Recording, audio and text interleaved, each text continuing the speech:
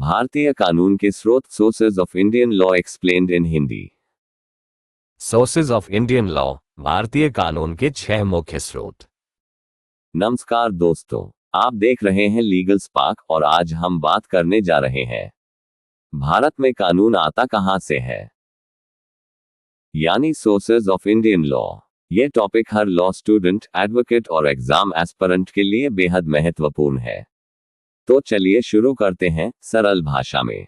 1. Constitution of India, भारतीय संविधान। भारत का सबसे बड़ा और सबसे पवित्र कानून कॉन्स्टिट्यूशन ऑफ इंडिया। इसे कहते हैं supreme law of the land. इसका मतलब भारत में कोई भी कानून संविधान के खिलाफ नहीं बन सकता।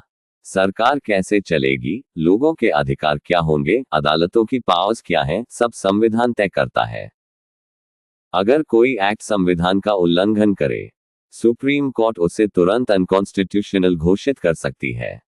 लेजिस्लेशन एक्ट्स, विधान संसद द्वारा बनाए गए कानून। दूसरा बड़ा स्रोत है लेजिस्लेशन, यानी पार्लियामेंट और स्टेट असेंबलीज द्वारा बनाए गए कानून। इन्हें हम एक्ट्स, स्टैट्यूट्स कहते हैं। जैसे भारतीय न्याय संहिता BNS, भारतीय शिक्षा अधिनियम, motor vehicles act, contract act, family laws, consumer protection act. Law बनाने की प्रक्रिया, बिल, डिबेट, वोटिंग, प्रेसिडेंट की अप्रूवल एक्ट। ये एक्ट्स ही भारत की में बॉडी ऑफ रिटन लॉ बनाते हैं।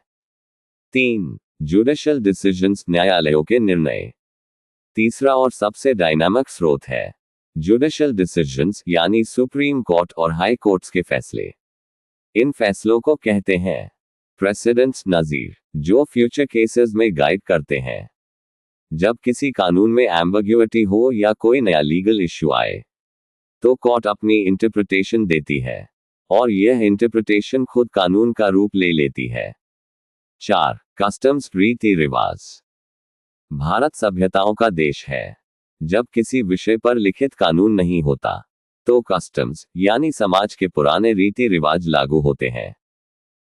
कोर्ट्स 4 बातें देखकर कस्टम को मान्यता देते हैं। पुराना होना, लगातार फॉलो होना, रीजनेबल होना, किसी कानून के खिलाफ न होना, जैसे Hindu marriage customs, tribal laws, family traditions आदि। 5. डेलीगेटेड लेजिस्लेशन, अधीनस्थ कानून। पार्लियामेंट हर छोटे नियम को खुद नहीं लिख सकती, इसलिए मिनिस्ट्रीज और गवर्नमेंट बॉडीज को पावर दी जाती है कि वे रूल्स, नोटिफिकेशंस, सर्कुलर्स, बायलॉज बनाए। Example, motor vehicles act parliament बनाती है, लेकिन उसके detailed rules ministry of transport बनाती है। इसे कहते हैं डेलीगेटेड लेजिस्लेशन। इंटरनेशनल लॉ, अंतर्राष्ट्रीय संधियां।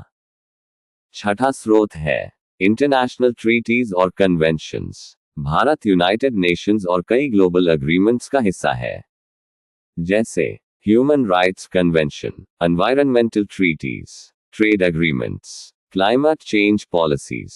पार्लियामेंट इनके आधार पर नए कानून बनाती है और कोर्ट्स भी इन्हें इंटरप्रिटेशन में यूज करते हैं।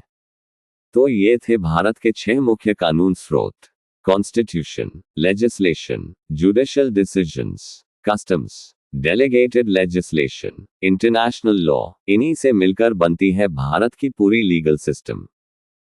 अगर आपको ये वीडियो हेल्पफुल लगी तो लाइक, शेयर और सब्सक्राइब करें लीगल स्पार्क को, जहां कानून को आसान भाषा में समझना अब और भी आसान है।